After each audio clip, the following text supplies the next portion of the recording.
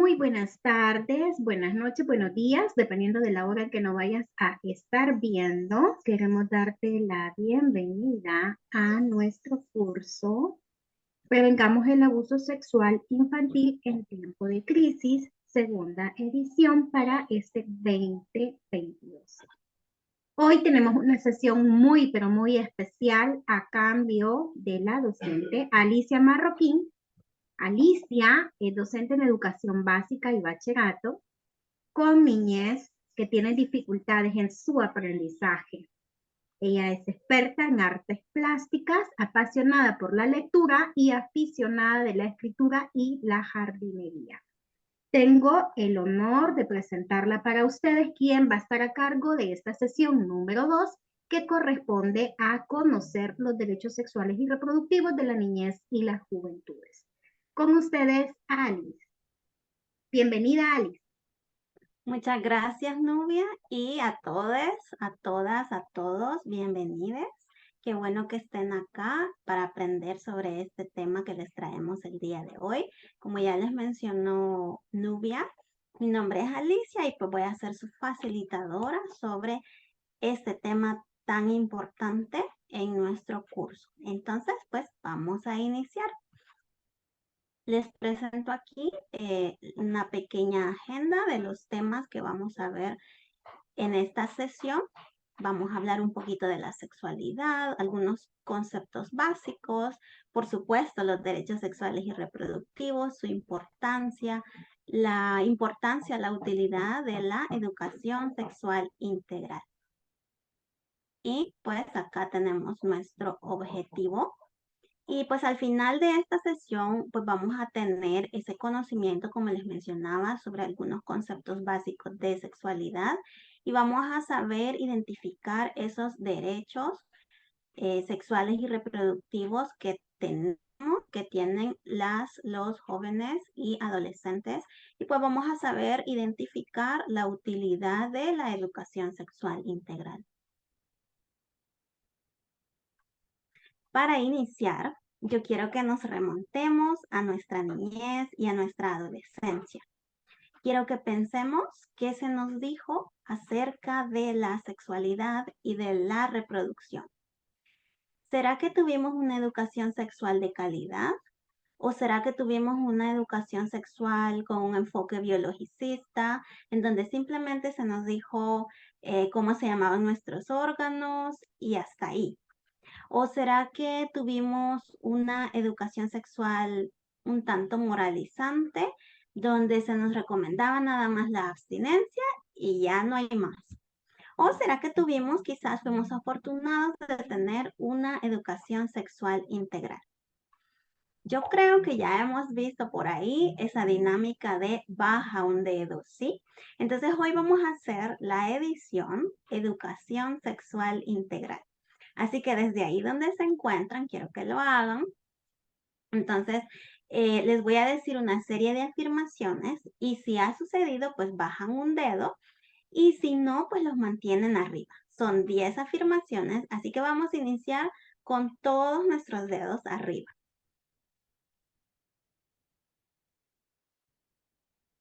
Y empezamos. Vamos. Baja un dedo, ¿sí? Tuviste una materia específica para hablar sobre sexualidad. Baja un dedo, ¿sí? Te enseñaron el significado de sexualidad. Baja un dedo, ¿sí? Te hablaron sobre métodos de prevención de embarazos. Baja un dedo, ¿sí? Te hablaron sobre las infecciones de transmisión sexual. Baja un dedo, ¿sí? Te hablaron sobre la diversidad sexual como parte del ser humano, más allá de indicar que era malo. Baja un dedo, ¿sí? Te hablaron sobre el aborto como un derecho humano. Baja un dedo, ¿sí? Te explicaron la diferencia entre sexo y género. Baja un dedo, ¿sí? Te explicaron la diferencia entre sexo, género y expresión de género. Baja un dedo, ¿sí? Te hablaron sobre tu derecho al placer sexual. Baja un dedo, ¿sí? Se te dijo que la sexualidad también tenía que ver con tu proyecto de vida. Bien, ahora veamos. Veamos nuestros dedos. ¿Cuántos dedos bajamos y cuántos dedos mantuvimos arriba? ¿Será que recibimos una educación sexual integral? Cuando se menciona educación sexual, en la mente de muchas personas es un tema bien tabú, un tema muy escabroso, pero la educación sexual integral abarca mucho más que hablar sobre el cuerpo y su cuidado. Es también, por ejemplo, hablar de derechos humanos, es hablar sobre diversidad, es hablar sobre vínculos, sobre afectividad, es hablar sobre proyecto de vida, es hablar sobre salud mental. Sí, se hablan de los genitales, pero abarca un espectro amplio porque la sexualidad toca todas las áreas de la vida de una persona. Entonces, es ahí donde nosotros vamos a empezar. ¿Qué es la sexualidad? Yo quiero que nos detengamos un ratito y vayamos y escribamos por ahí o que nos recordemos qué concepto se nos dijo sobre sexualidad. Bien, la sexualidad es una parte normal de ser humano y está presente en todas las etapas de nuestra vida. Es algo saludable, es algo natural que tenemos pues todos los seres humanos. Nuestra sexualidad no solo incluye el comportamiento sexual y las relaciones sexuales, sino también incluye el género, los cuerpos y cómo funcionan, cambios que pasan a nuestros cuerpos como las etapas de la pubertad, el embarazo, la menopausia, pero también incluye nuestros valores, nuestras actitudes, sentimientos sobre la vida, la afectividad, la intimidad, si escogemos y cómo escogemos tener hijos, el tipo de amigo que tenemos, quiénes somos como personas y la forma en que tratamos a las demás personas. La niñez y las juventudes aprenden sobre su sexualidad desde el día en que nacen, desde el momento en que madre e hija tienen contacto piel a piel, desde el conocer el propio cuerpo, desde esas preguntas que van surgiendo en las diferentes etapas de la vida y pues más adelante al hacer su propio proyecto de vida. Entonces, podemos ver que la sexualidad implica la identidad de las personas y que de nuevo toca todos los ámbitos de ser humano. Usualmente, sin embargo, cuando hablamos de sexualidad, lo primero que se nos viene a la mente es el sexo. Pero esta pequeña palabrita puede contener dos ideas y es para ahí donde vamos. ¿Qué es eso del sexo? Bien, esas dos ideas que les mencionaba, la primera es sexo asignado al nacer y la segunda, y probablemente la más prevalente en la mente de las personas, es el comportamiento sexual. Entonces, de nuevo, pensemos, ¿no? ¿Sabemos la diferencia entre esos dos conceptos, entre esas dos ideas que tenemos en esa pequeña palabra? Primero vamos a ver lo que es el comportamiento sexual. Por lo general, implica el tocarse a sí mismo o a otras personas en maneras que estimulen los sentimientos sexuales y el placer. Comportamiento sexual incluye muchas formas de tocar que pueden ir desde agarrar de las manos, desde hacer masajes, hasta la masturbación o el coito. Acá es de que hagamos hincapié en que es necesario que todas las personas involucradas hayan dado su consentimiento para ser parte de estas actividades de naturaleza sexual, recordando las características de dar consentimiento. La primera, que es dado libremente. Eso significa sin presiones. Eso significa que las personas no deben de estar bajo la influencia de alcohol o drogas, porque entonces es una persona que no puede dar su consentimiento. Debe de ser informado, debe de ser entusiasta, es decir, que sea algo que en realidad se quiera hacer y no algo que solo se hace porque se piensa que tiene que hacerse. Debe de ser específico. Eso significa que acceder a una cosa no significa acceder a otra. Y también es reversible. Eso quiere decir que podemos decir no, que podemos decir ya no en cualquier momento y esto debe de ser aceptado por las otras personas con quienes nos hemos involucrado. Entonces, ahora que ya vimos esa primera definición, veamos la siguiente. Sexo asignado al nacer. Usualmente también se le llama sexo biológico y hace referencia a los genitales y refleja si alguien es biológicamente y físicamente del sexo femenino o masculino, pero también puede ser una persona intersexo. Tiene que ver con las hormonas, con los cromosomas, con aspectos biológicos del cuerpo. Pero ¿por qué le decimos sexo asignado al nacer? ¿Por qué no solo le decimos sexo o sexo biológico? Bueno, pues porque únicamente depende de la percepción que la doctora tuvo cuando nos vio, cuando nos recibió al nomás nacer. Rara vez se hacen exámenes más exhaustivos, por lo que, por ejemplo, una persona puede tener genitales externos que coinciden con la percepción de ser niño o niña y tener órganos internos que corresponden con el otro sexo.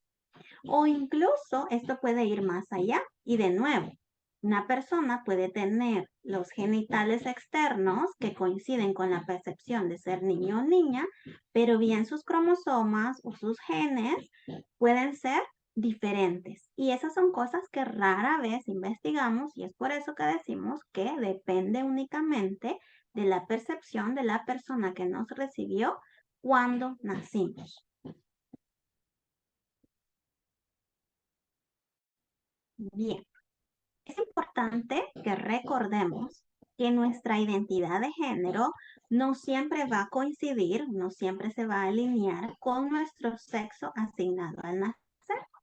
Y de acá pues vamos a desprender otro concepto importante de la identidad y de la sexualidad, el cual es género o identidad de género. Recordémonos ahí qué será eso de la diferencia, por ejemplo, entre el sexo y la identidad de género. La identidad de género es la manera en que personalmente identificamos nuestro propio género, ya sea hombre, ya sea mujer, o ya sea persona género, no binaria, género fluido o género variante. Este entendimiento personal comienza bien temprano en la vida de las personas.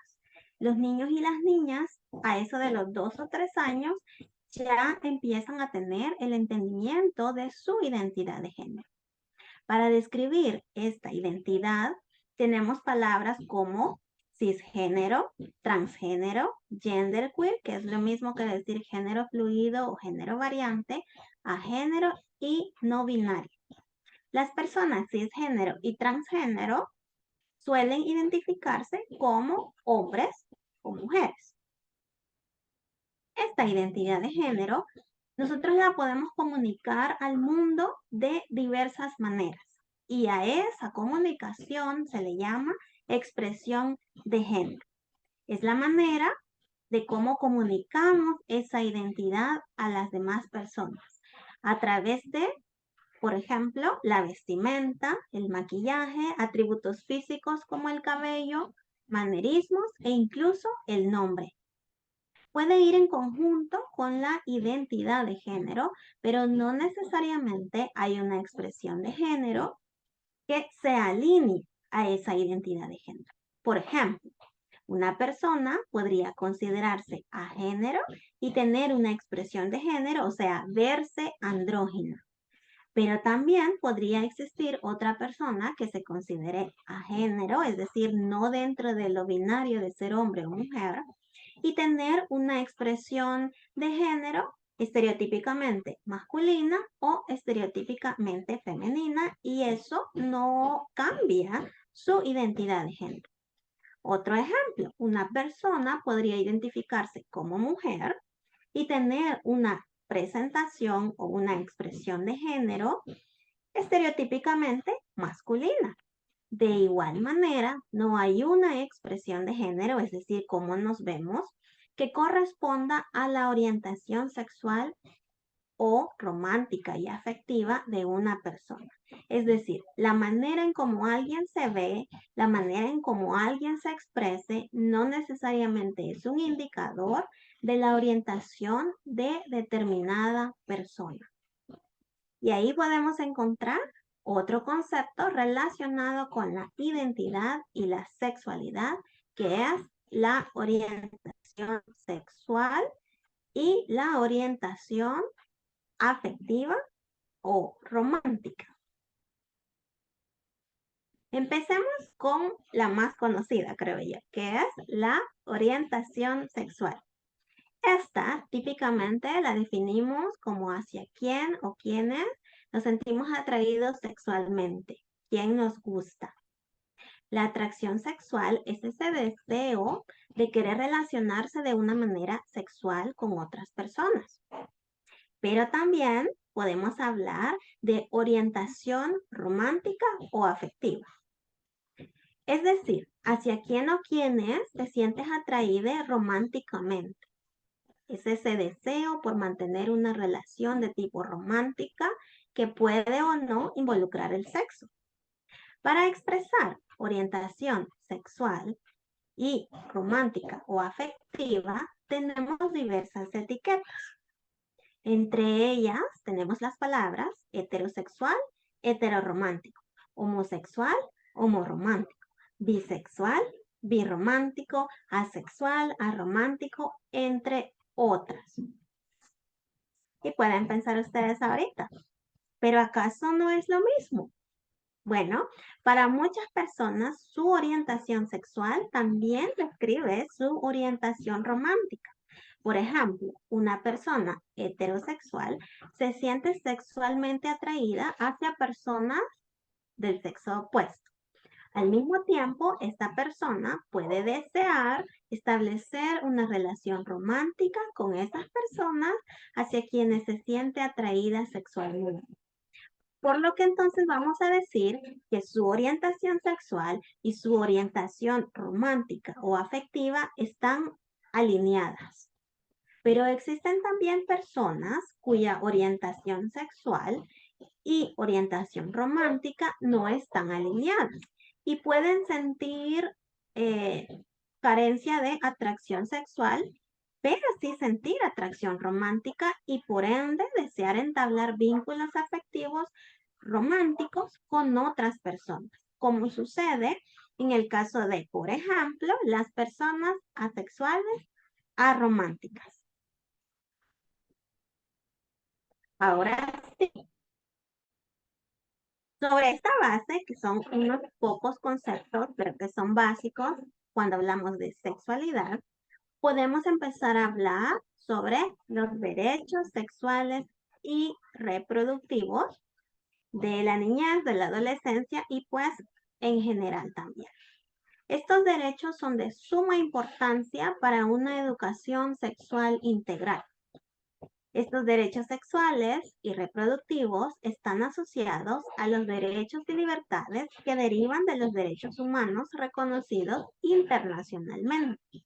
Son una serie de derechos que se van a relacionar con educación, con la salud, con la sexualidad y con la reproducción. Todos los ejercemos por el hecho de existir y es trabajo de cada estado asegurar su resguardo. Eso sí, aquí quiero hacer notar de que a pesar de que todas y todos tenemos estos derechos sexuales y reproductivos y de que nuestro país está suscrito a tratados internacionales que los reconocen, muchos de ellos no están reconocidos en nuestra legislación nacional y algunos están hasta penalizados, por lo que no tenemos acceso a ellos. Algunas veces vamos a encontrar listas de derechos sexuales y luego vamos a encontrar aparte listas de derechos reproductivos. Sin embargo, existe una convergencia entre ambos, por lo cual en esta ocasión los vamos a ver en un solo grupo. Vamos a empezar por el derecho a decidir de forma libre, autónoma e informada sobre nuestro cuerpo y nuestra sexualidad. Por supuesto que las y los adolescentes y los jóvenes también son sujetos de derecho y tienen estos derechos. Eso significa que como personas tenemos derecho a decidir si queremos o no empezar nuestra vida sexual. ¿Cuándo lo queremos hacer? ¿Con quién o quiénes queremos explorar? Pues tenemos el derecho a elegir parejas sexuales y a las relaciones sexuales que sean de manera consensuada. Todo esto sin tener que renunciar a la propia identidad y con un absoluto respeto por nuestra integridad personal. Tenemos también derecho a ejercer y disfrutar plenamente de nuestra sexualidad, lo que significa que es nuestro derecho disfrutar del placer, del erotismo, a no recibir ninguna discriminación por causa de nuestra orientación sexual o afectiva o por identidad de género. Significa también que tenemos derecho a expresar esa orientación sexual y esa identidad de género, a disfrutar sin culpas ni censuras una vida sexual placentera y satisfactoria sin ningún tipo de violencia. Derecho a decidir con quién o quiénes nos relacionamos afectiva, erótica y socialmente. Derecho a manifestar públicamente nuestros afectos. Significa que tenemos derecho a decidir, por ejemplo, si queremos contraer matrimonio o no, a divorciarnos, a establecer otros tipos de asociaciones sexuales y emocionales responsables. Esto incluye el derecho a entablar vínculos de amistad con las personas con quienes elijamos. Tenemos el derecho a que se respete nuestra privacidad e intimidad, a que se resguarde confidencialmente nuestra información personal.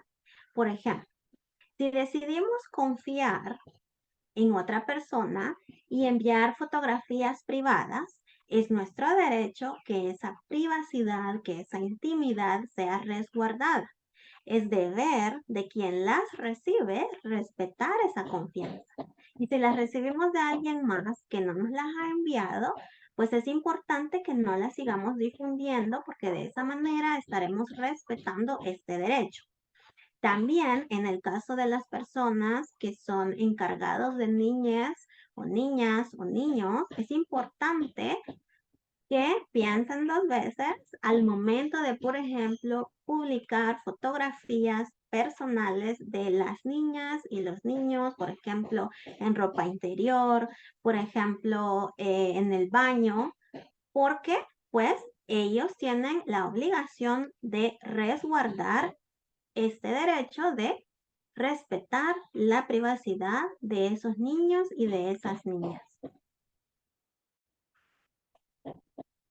También existe el derecho a recibir educación sexual integral en la escuela, porque esas decisiones autónomas que se van a tomar deben sustentarse en una adecuada información y educación sexual durante toda la vida.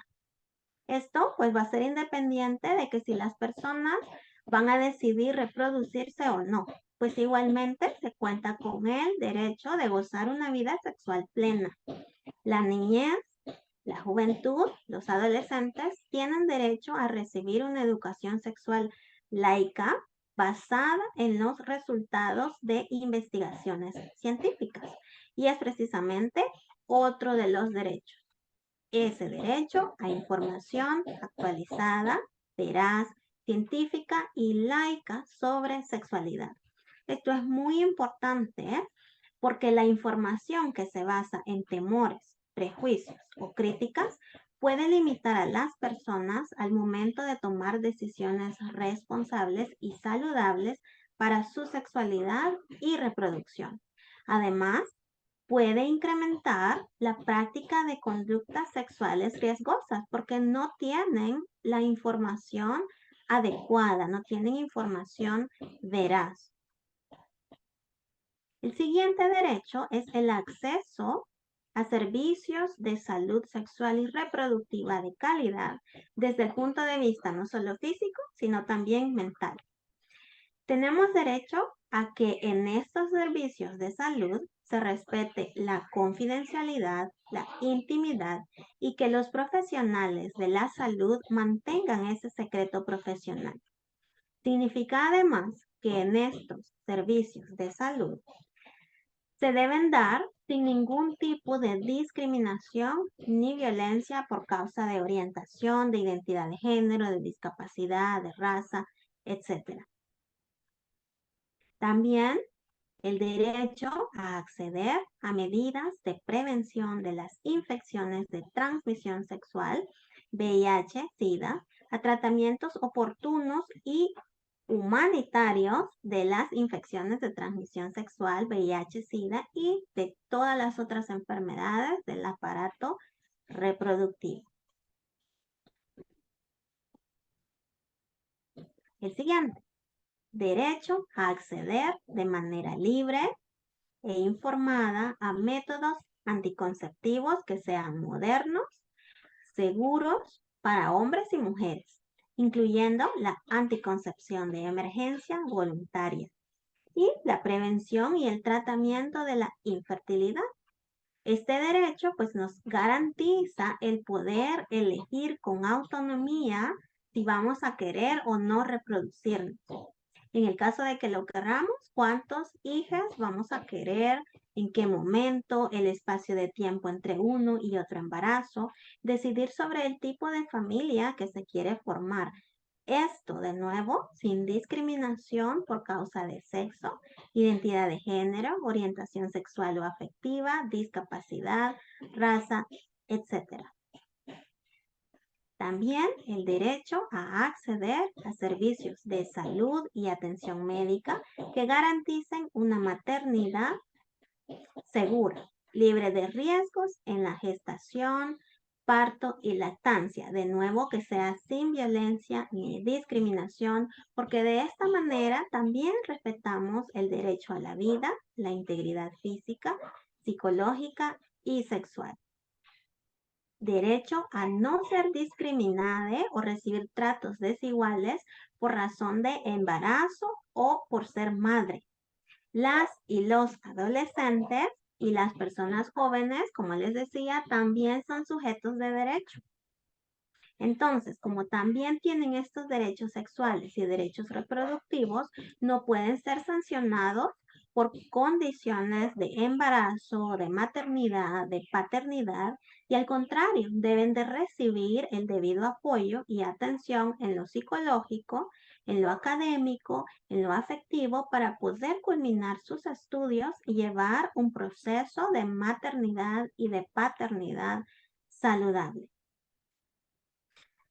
También el derecho a acceder al aborto legal e informado, a estar protegidas de embarazos forzados, a la atención oportuna y respetuosa del aborto, a la atención de las víctimas de violencia sexual, incluyendo una efectiva protección legal. Y por supuesto, el derecho a participar en las políticas públicas sobre sexualidad y reproducción, a expresar cuando no estamos de acuerdo en políticas, en leyes que van en detrimento de nuestros derechos sexuales y reproductivos. Y entonces, ahora sí, vamos a lo siguiente. ¿Por qué son importantes esos derechos que hemos enumerado anteriormente? Bueno, les quiero contar que la mayoría de las personas a quienes se les niega sus derechos sexuales y reproductivos son mujeres, pero también a hombres y jóvenes que viven en condiciones de pobreza en países en vías de desarrollo. Pero aparte de eso, también es un problema que tenemos a nivel mundial. Se estima que hay alrededor de 4 millones de personas que carecen de al menos un servicio básico sexual y reproductiva durante su vida. Grupos como las personas del colectivo LGBTQIA+, las víctimas de desplazamiento forzoso, los refugiados, las minorías raciales y étnicas, las personas inmigrantes, las personas indígenas, son los grupos que enfrentan mayores barreras para acceder a servicios de salud sexual y reproductiva. Y por supuesto que en estos grupos hay adolescentes, hay jóvenes. Entonces, vamos a ver por qué es importante. Pues para garantizar que todas las personas puedan vivir libres de discriminación, de riesgos, de amenazas, de conversiones, de violencia en el campo de la sexualidad y la reproducción. Son importantes para prevenir embarazos no deseados, embarazos forzados y para mejorar los resultados de mortalidad materna y neonatal. Son importantes para prevenir y tratar las infecciones de transmisión sexual, SIDA y VIH, y para luchar contra la discriminación y estigma que están asociados a estas enfermedades, para conocer el propio cuerpo y así poder detectar cuando algo no está bien y de esa manera pues asistir a checarnos y poder prevenir enfermedades. Son importantes para poder tomar decisiones informadas que brinden la capacidad de disfrutar la sexualidad de manera responsable. Son una herramienta fundamental para la toma de decisiones informadas acerca del proyecto de vida. Perdón por el...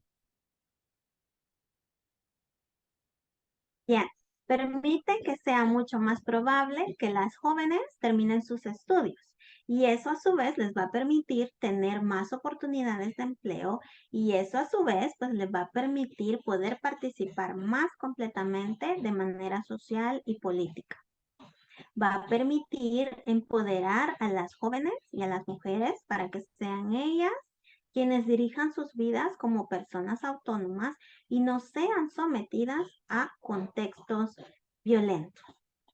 Yo sé que ustedes pueden pensar en muchas otras razones por las cuales los derechos sexuales y reproductivos son importantes y por las cuales es importante poder conocerlos.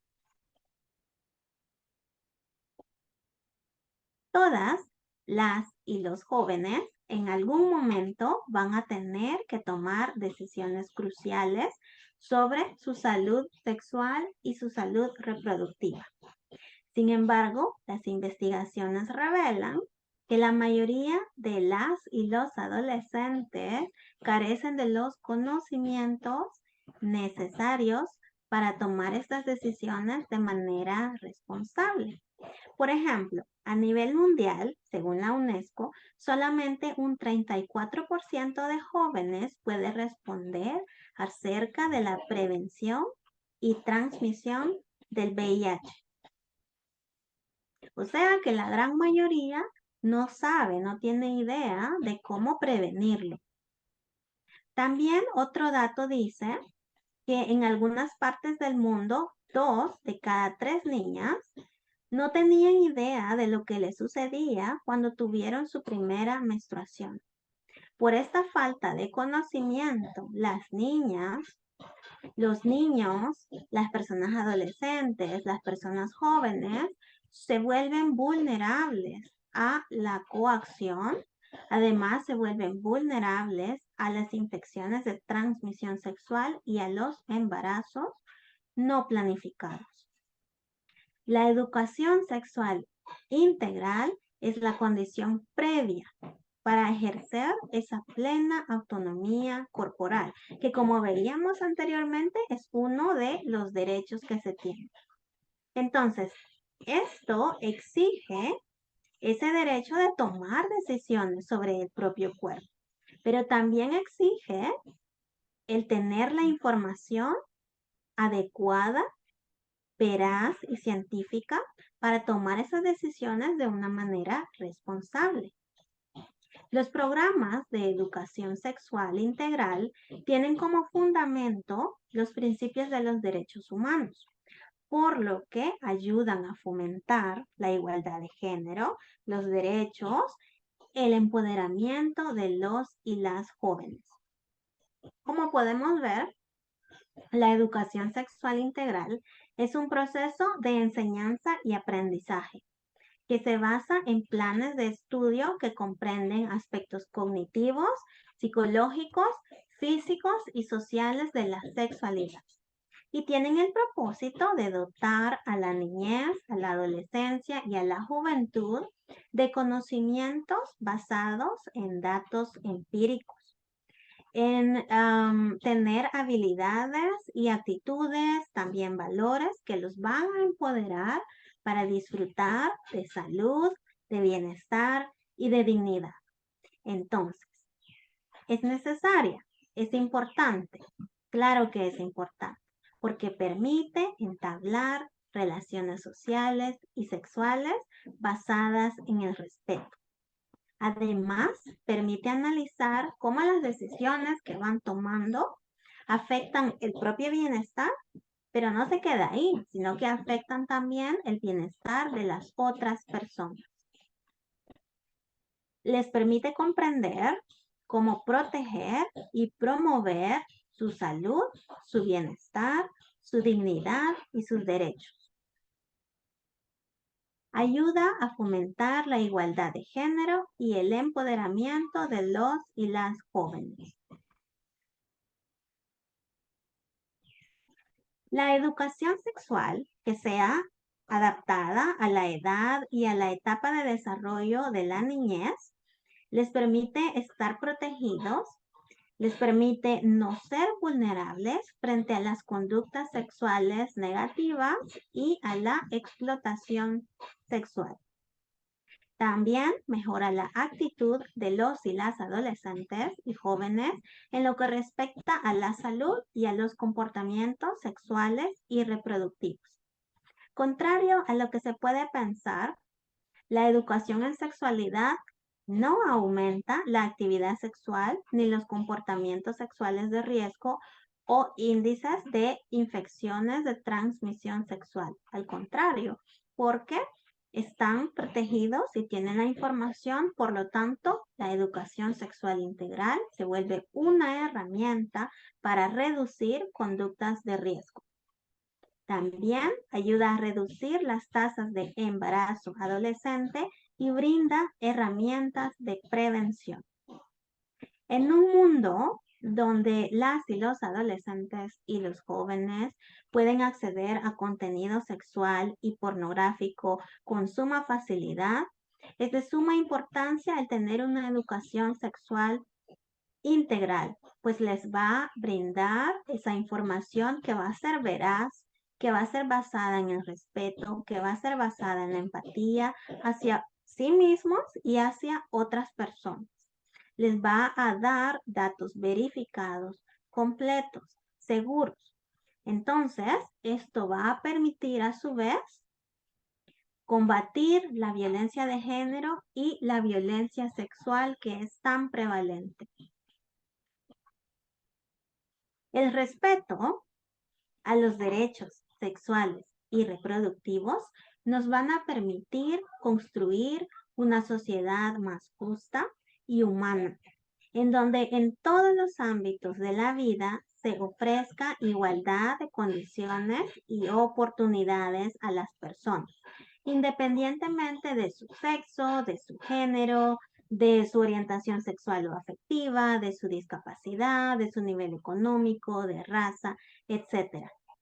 Se ha comprobado que invertir en educación sexual integral y en derechos sexuales y reproductivos mejora las condiciones de salud, mejora el bienestar, mejora las situaciones de pobreza y de inequidad. Además, promueve el crecimiento económico e impacta positivamente a las familias por generaciones. Bien, ahora sí, ya llegando prácticamente al final de esta sesión y como primer punto yo les voy a dejar un video por ahí en la plataforma, pero también después vamos a hacer una pequeña infografía que va a ser de manera digital o también puede ser de manera manual, utilizando pues papel, recortes, plumones y por supuesto toda su creatividad. Y ahí en esa infografía se van a indicar diferentes situaciones en donde ustedes hayan observado 5 derechos sexuales y reproductivos manifiestos en su vida.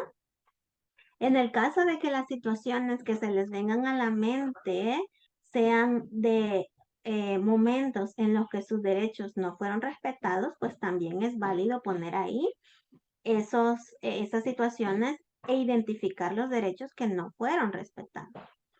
También además vamos a escribir 3 razones por las cuales el conocimiento, difusión y la defensa de los derechos sexuales y reproductivos es importante y 2 razones por las cuales una educación sexual integral es necesaria. Yo aquí les muestro un ejemplo de una infografía de manera digital. Esta fue elaborada en Canva, ahí fácilmente la pueden hacer, pero como ya les mencionaba, puede ser también de manera manual, no hay problema. Y bueno, ahora sí, hasta aquí con mi participación. Yo espero ver muy pronto esas infografías muy creativas.